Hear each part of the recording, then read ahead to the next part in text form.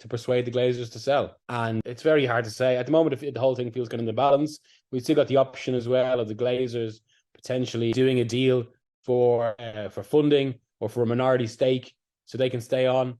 Qatar, from what you hear, they'll pay a high price, but not necessarily pay over the odds. Ineos will, of course, pay what they think the club is worth. There's murmurs of a third bid, but no details. And so it very much remains in the balance.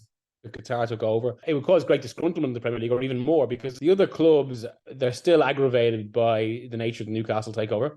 They're aggravated by this story that came out of America, where the Public Investment Fund, who own 80% of Newcastle, and LIV Golf actually argued they were a sovereign instrumentality in an American court, despite these supposed legally binding insurances that there'll be no control over Newcastle. So a lot of Premier League clubs are pushing that. They're still pushing, of course, on the investigation into Manchester City, which has so far brought multiple charges against the club for alleged breaches of financial fair play rules.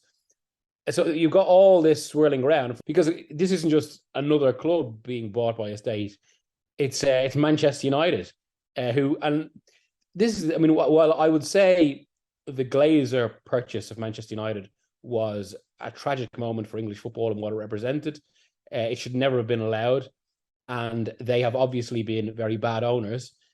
There's been quite a weird thing in that, had the Glazers not been bought, it could have happened that Manchester United developed into a kind of a Bayern Munich of England. Now, of course, there's the Abramovich takeover, which further changed the landscape, and then after that, the Manchester City takeover.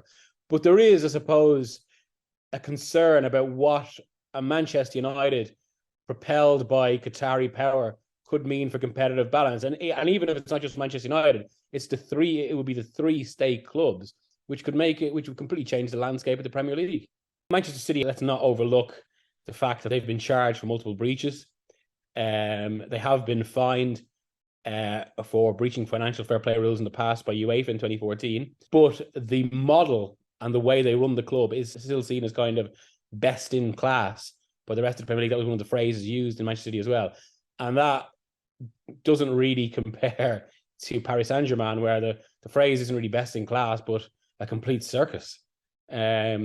As illustrated by relative underperformance given their immense resources. And the fact, I mean, because really, given PSG's financial superiority, they shouldn't really have allowed Monaco to win in 2017 or Lille to win 2 seasons ago. But they should have done much better in the Champions League, but the way the club is run has fed into that.